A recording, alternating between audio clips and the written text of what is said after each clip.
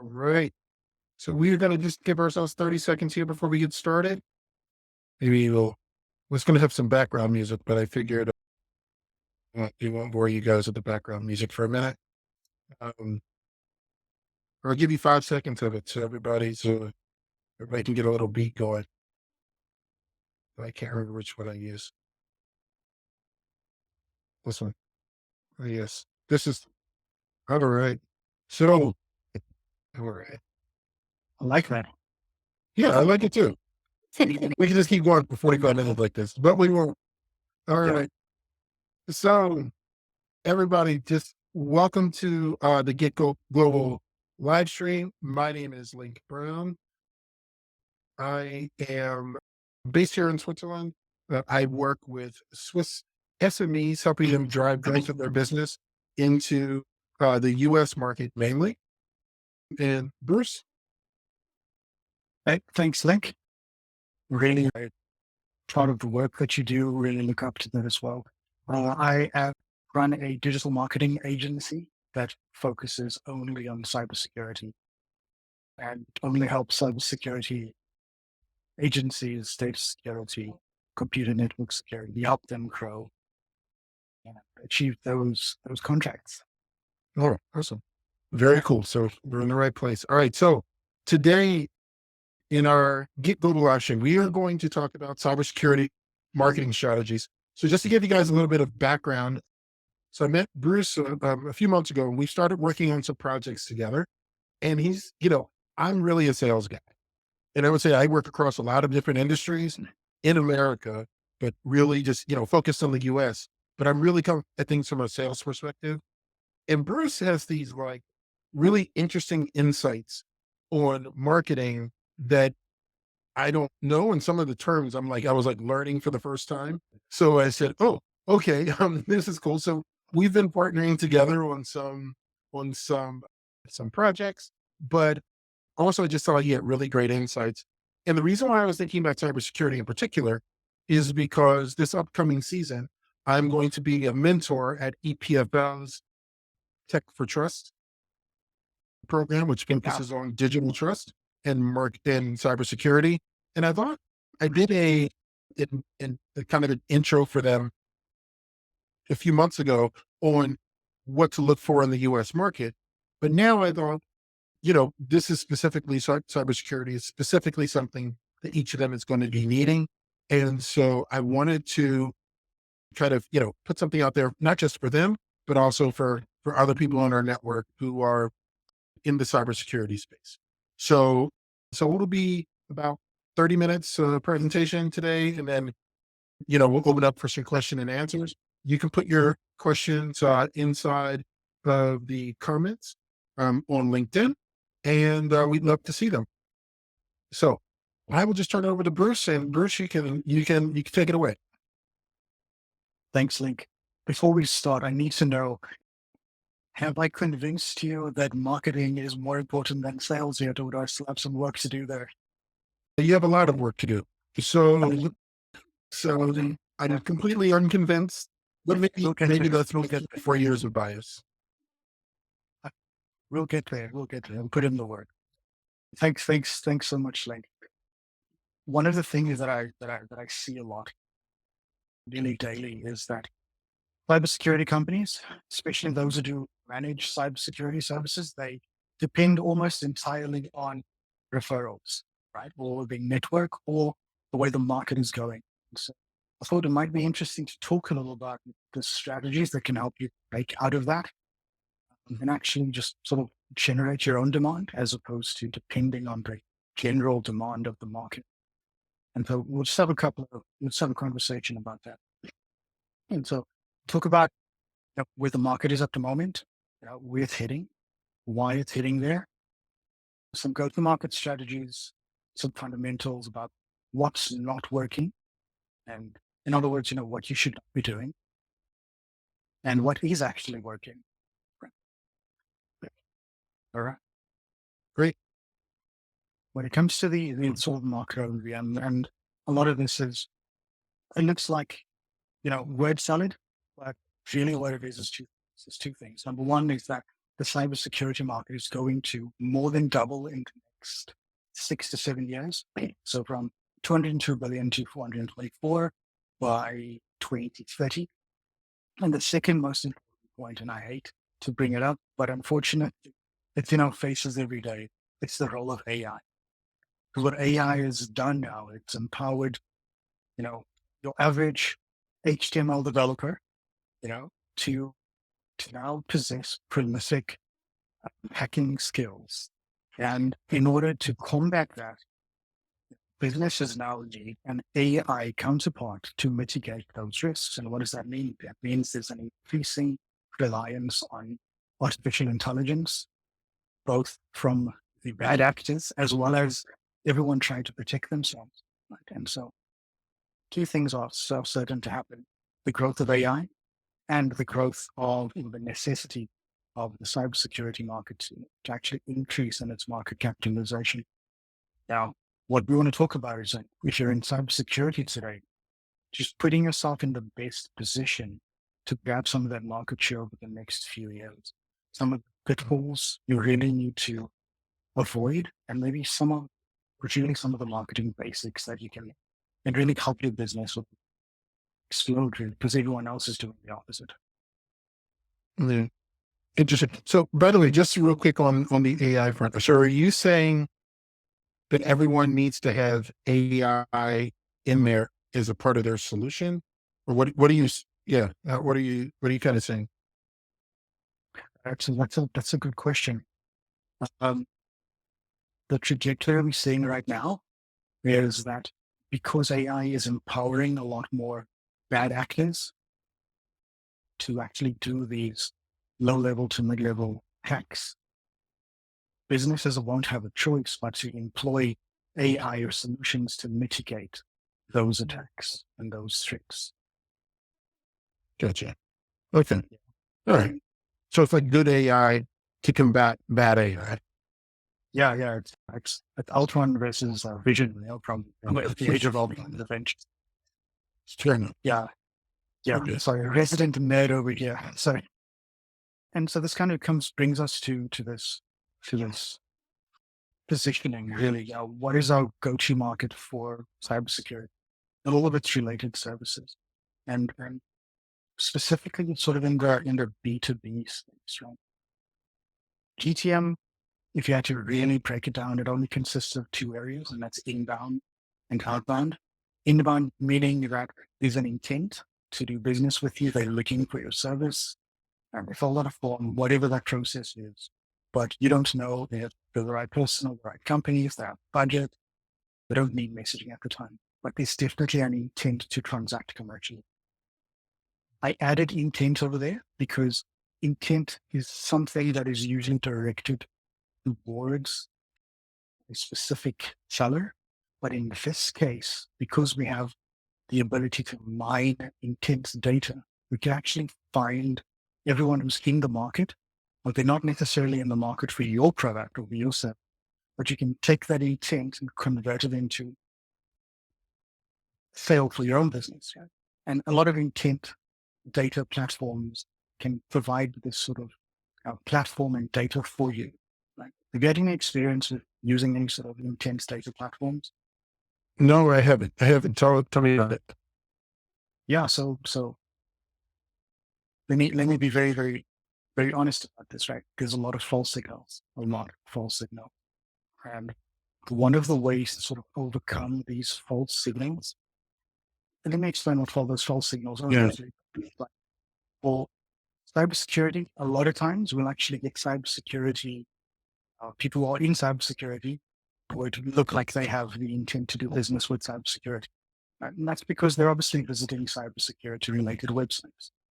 So what we really want to do is say, when we're niche specific, and say, well, if a hospital manager is actually in the market for a cybersecurity service, we can actually mine that intent, and that's a bit more of an accurate intent signal because that's not something they typically do. Right? And so just taking that intent from wherever it is, mining it and trying to use, which is our next GTM strategy, outbound. And so we can take outbound, which is basically all of our cold outreach attempts, whether it's email or phone or LinkedIn or whatever it is. And all we're doing is we're going in with a sort of an ABM approach, an account-based marketing approach. And so we need to find the right person at the right company, give them the right message.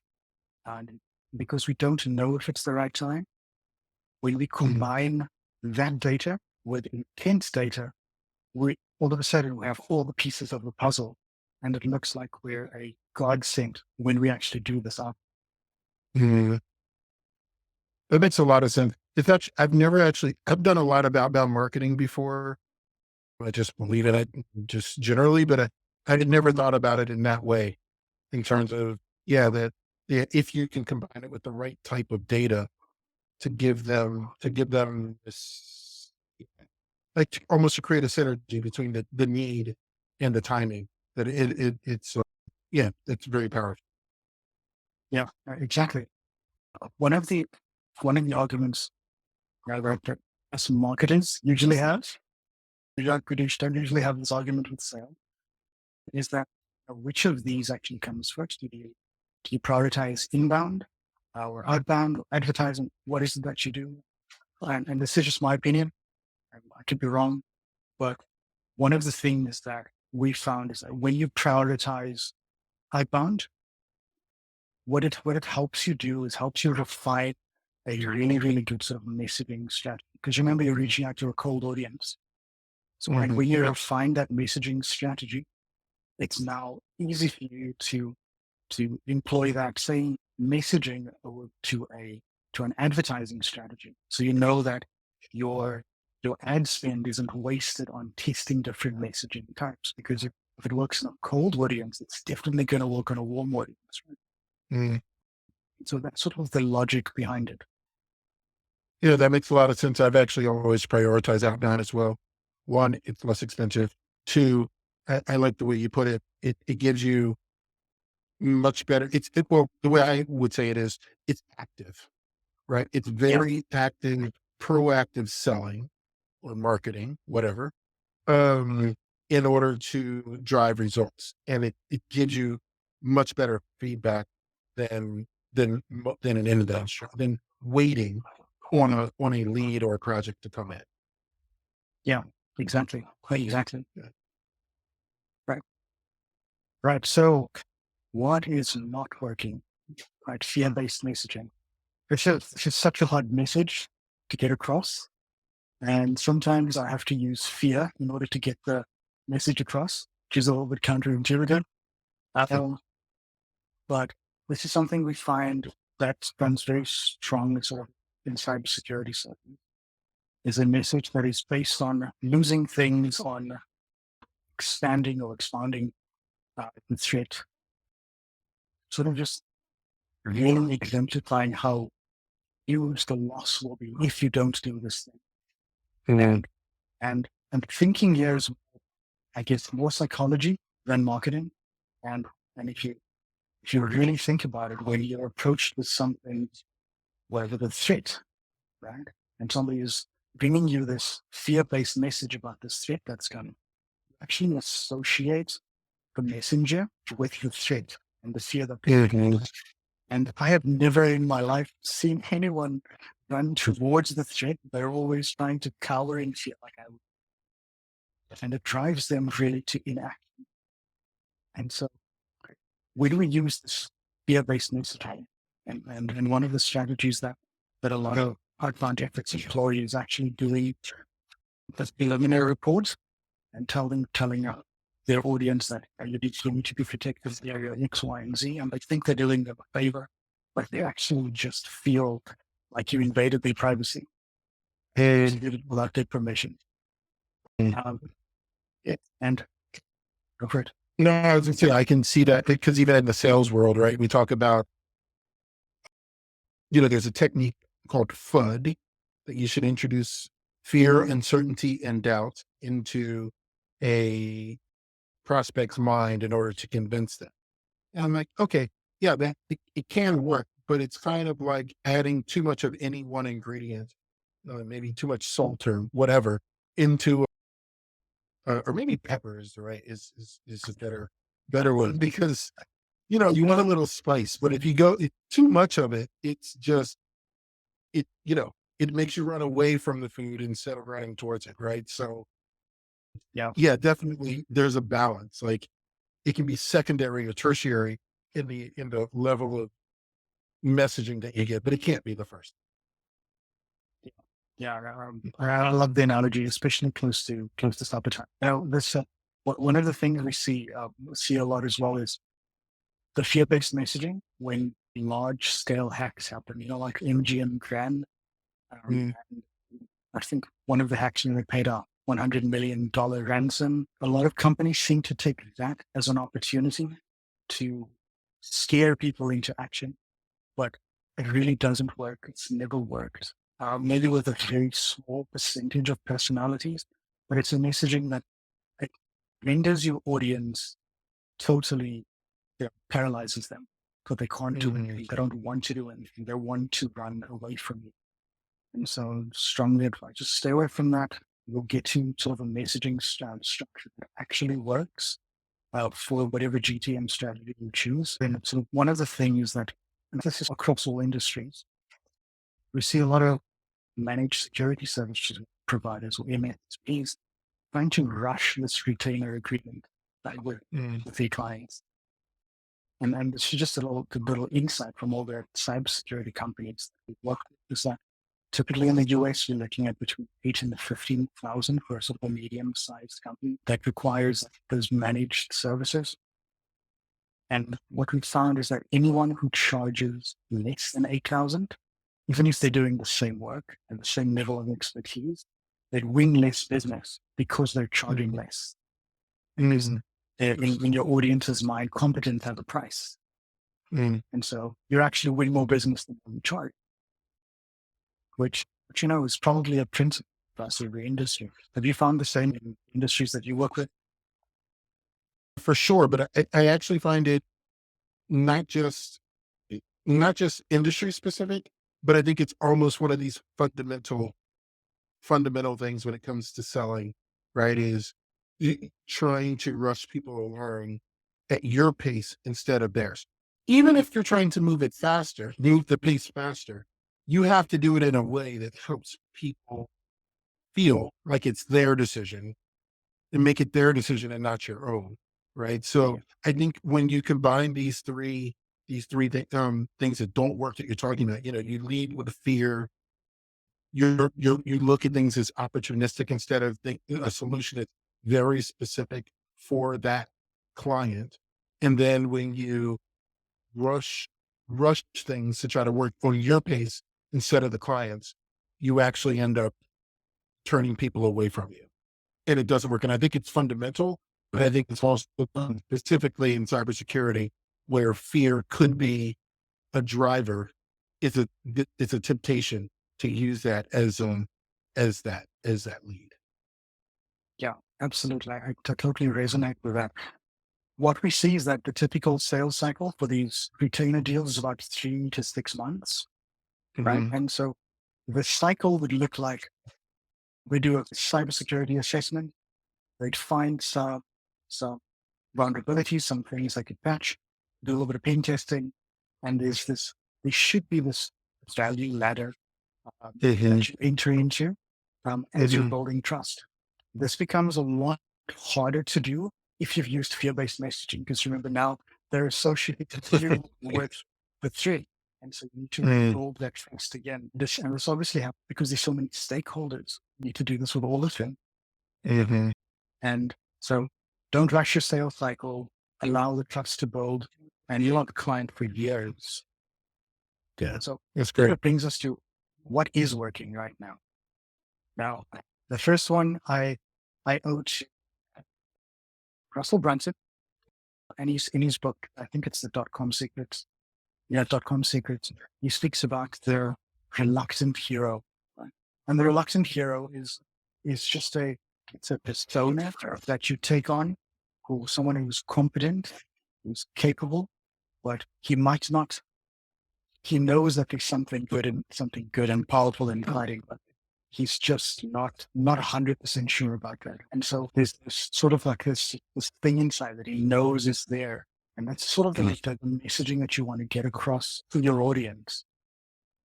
Yeah. Do you have any examples of people you've seen that do that, that do it well? Yeah, absolutely.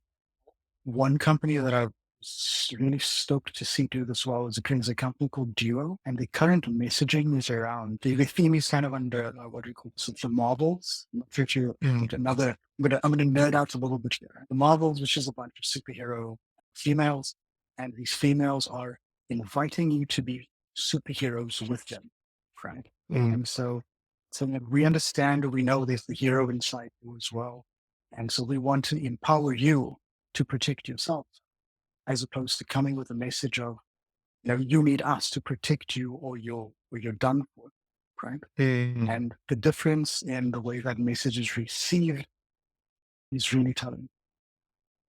Yeah.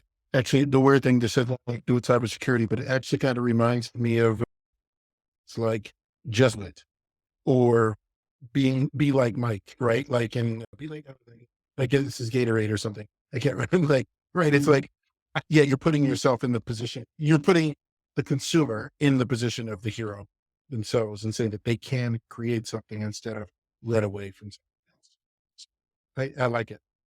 Okay. Yeah. And brings us to our next point. Can be a lot more specific about how to do that, how to become that reluctant hero when you niche specific. Now, I literally have a conversation every single day, multiple conversations with cybersecurity founders who say that I can't be niche specific because I miss out an entire market. And part of that thinking might be true, and there's sort of this loss of origin mentality over there. But nobody is saying that you have to stick to one niche for the entire existence of your business. All we're saying is that try to become a super specialist in one area so that when you do approach a prospective client, puts you miles ahead of everyone else, right? Mm-hmm. And this is a bit of an extreme example, but I would never, ever let a plumber extract my teeth, right? Yeah, Sure. and I probably shouldn't use it, right? And so when you are super specializing in a specific niche, and I'll give you the example of it's called a fictitious John Hopkins Hospital. They've got an managed IT services provider who says that they can also supplement their services with cybersecurity services. John Hopkins is not really sure. They get a cybersecurity company who specializes in protecting patient data, and they've got a long list of hospitals that are protected and industry insights you can only get from working specifically in that niche. And even though there's a relationship with those managed IT services, it's harder to go with them because that's not their niche. That's not their specialty. And John Hopkins needs to have the best possible service, the best possible protection, because the damage that can come out of that they know is massive, and they need a hero, right? And they know that someone who specializes in that area is going to be the best choice. Once you've built up a sufficient sort of portfolio, nobody's saying you can't go and focus on insurance or banking. You build up this same portfolio, how you can specialize in these different areas, but you win a lot more deals that way. And your messaging will be so much more refined. And that brings me to my next point, because a lot of cybersecurity is around maintenance. Right? We need to keep what we have and make sure we don't lose our data. A bad actor wants to hold us for ransom. But when you are niche specific, it gives you these really good insights into your target audience. And I'll give an example with one of my clients. Right? There's a cybersecurity company, and their client was an ERP implementation with something like Sage 200 and SAP. And their client wanted to do business with one of Africa's are just insurers, right? Once they tried to submit a tender, the first thing they did was a threat report. The insurance company says there's this long list of things that you need to fix. Get a cybersecurity company to fix them. Then you come back to us to talk about it. Right? And something actually just clicked. And I'm like, that's a really good insight. Now the Mhm. cybersecurity company can go to these ERP systems and say, well, if you want to do business with insurance companies, these are the boxes you need to check. And Mhm. this is more of an opportunity to grow your business as opposed to just a message on maintenance and maintaining what you have. Mhm. And so that's something where there's a measurable ROI, easier to sell. The message is so much easier to receive and to really digest from the prospect. And it's so much better than talking to someone about, you better do this and you better do me, otherwise you're going to get hacked. Right? Yeah. Just so much more distasteful. You're Mm. trying to beat someone else. I like it. And what is this? What is a digital sales room? Because I was looking up. So what is that? Yeah. So this kind of ties back to a sales cycle. That Mm. spoke about earlier, rushing the sales cycle. Now, I put that there because it's a big problem. And this is it's a solution to shorten that sales cycle. Mm. Well, all of our clients use digital sales rooms. Yes. And so the sales cycles all are shorter. And every client that we get assigned on has never had a digital sales room, which Mhm. something that, I know all the big boys use it. The smaller cybersecurity companies, I'm talking about employees 10 to about 100, they usually don't use this. But what this does is that people who spoke about that relationship that you started with, the initial threat report, we'll do a pen test, we'll do some reporting. Then we get a little bit more exposure to some of the larger sort of supply chain type of vulnerabilities. Mhm. And each of these steps means that you need a new decision maker, a new stakeholder to get up to speed. So you're sending an email to the IT manager with a report. The IT manager will send it to his director. Director with an HR involved. You have to do a new presentation to HR because they want to make sure their data is protected. Then finance gets involved because there's invoices and they want to understand what's happening. And CTO and CIO and CISO and everybody needs to be on the same page. And you now got, you know, 59 email trails and you don't know what's at the top and what's at the bottom.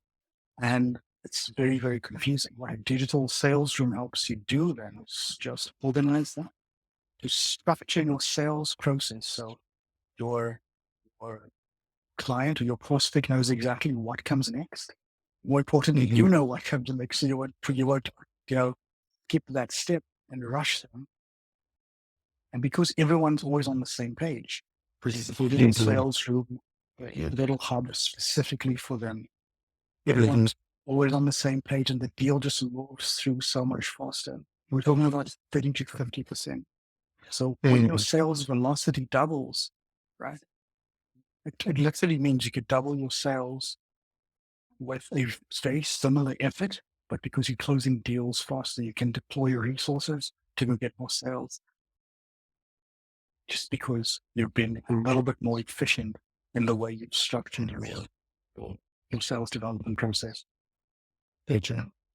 Okay. That makes a lot of sense. Uh, So yeah. Those last one there, and if anyone's looking for platforms like that, I I won't recommend any, but but you could use something as simple as Notion, right? It's just a way to get everyone on the same page. Mhm. And everything from Uberflip to deal intent to Paybase, they all perform the same function, a little bit more advanced of some than the others. But the entire point is just to have that hub so that everyone can always stay on the same page, connected. No one's asking a question, no asking where do I find this stuff? Yeah, it's interesting because I was just talking about that this morning.